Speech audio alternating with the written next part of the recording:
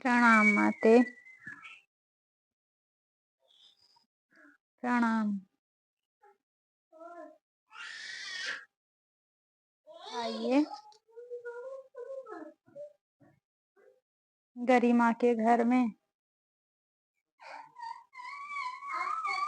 भोग स्वीकार करें। गरिमा शुद्ध अवस्था में आ चुकी है, तो आइए माता जगदम्बा भोग स्वीकार करें। आइए माता महालक्ष्मी भोग स्वीकार करें। आइए प्रभु श्री गणेश भोग स्वीकार करें। आइए आप सभी का मैं तहे दिल से स्वागत करती हूँ।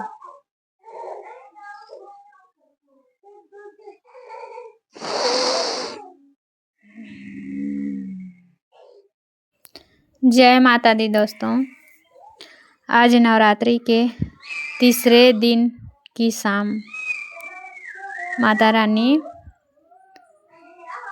पुनः हमें आशीर्वाद देने आ गई हैं। आप लोग देख सकते हैं कि सामने में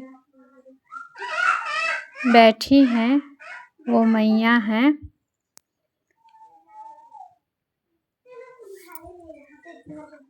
जब माताओं की सवारी मेरे शरीर में होती है तो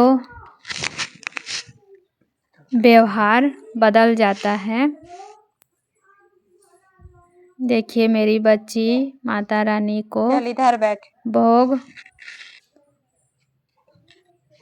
लगा रही है।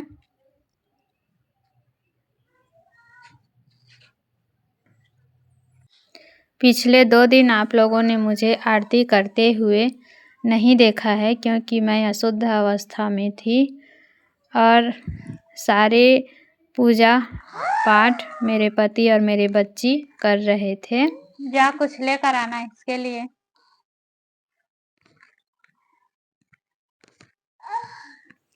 सामने में दाल चावल सब्जी की थाली देख करके आप लोगों के मन को शंका हो रहा कि नवरात्रि का समय है तो दाल चावल सब्जी क्यों। तो उसके लिए मैं आप लोगों को बता दूं कि अभी सामने आप जो देख रहे हैं मुझे, वो मैं नहीं, वो माताएं हैं और प्रभु जी हैं जो भोग ग्रहण कर रहे हैं।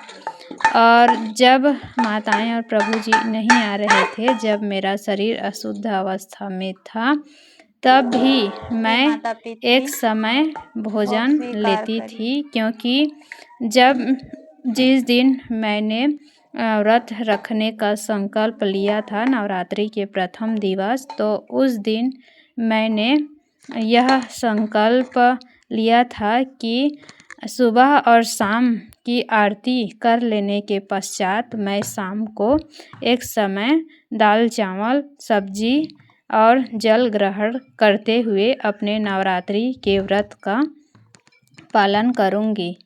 तो इस प्रकार से संकल्प मैंने लिया था दोस्तों। और पिछले 2 नवरात्रियां मैंने इसी प्रकार से निभाई हैं।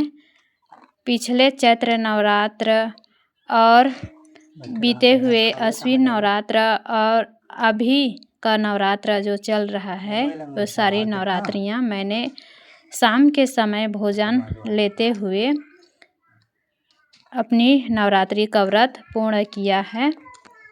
तो आप लोग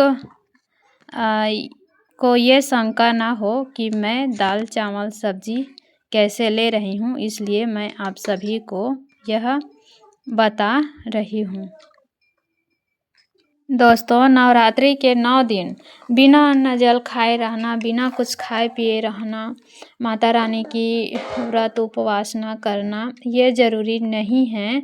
जैसा कि मैंने आप सभी से कहा है कि माता रानी को भाव प्रिय हैं और जिस भाव से आप अपने शक्ति के अनुसार, अपने सामर्थ्य के अनुसार जैसे भी आप माँ की भक्ति करते हैं, पूरे भावपूर्ण होकर के यदि करते हैं तो माता रानी उस भक्ति को, उस पूजा को, उस प्रार्थना को अवश्य रूप से स्वीकारती है।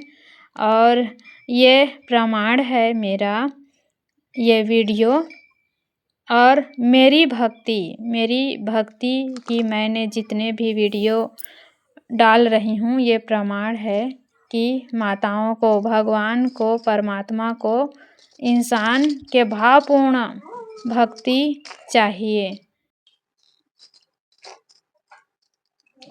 अच्छे से दे तो ऊपर।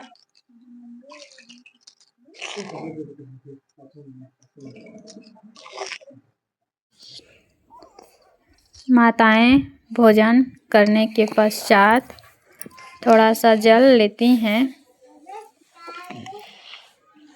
और उसके बाद मेरी बेटी माताओं को सौंफ, सुपारी, लौंग और इलायची करके फिर से देती है और उसे माताएं स्वीकार करती हैं। वो करने के पश्चात जो भोग चढ़ाए हुए थे आरती के समय, उस है क्या? भोग को स्वीकार करती हैं। हाँ दे, हम ज्यादा खाएंगे भी नहीं, थोड़ा खाएंगे। और इस प्रकार से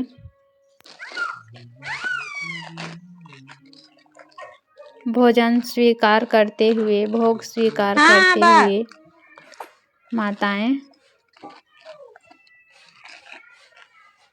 हमें आशीर्वाद देते हुए अंत में जल को ग्रहण करती हैं और जल ग्रहण करने के पश्चात फिर मेरे शरीर को छोड़ देती हैं और मैं अपने पूरे होश और हवास में आ जाती हूँ।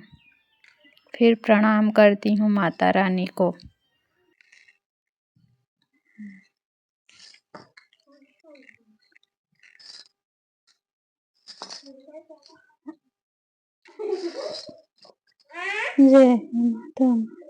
इस तरह से नवरात्रि के तीसरे दिन की शाम को माता रानियों का आगमन हुआ। उन्होंने स्वयं से भोग ग्रहण की और हमें आशीर्वाद दिए।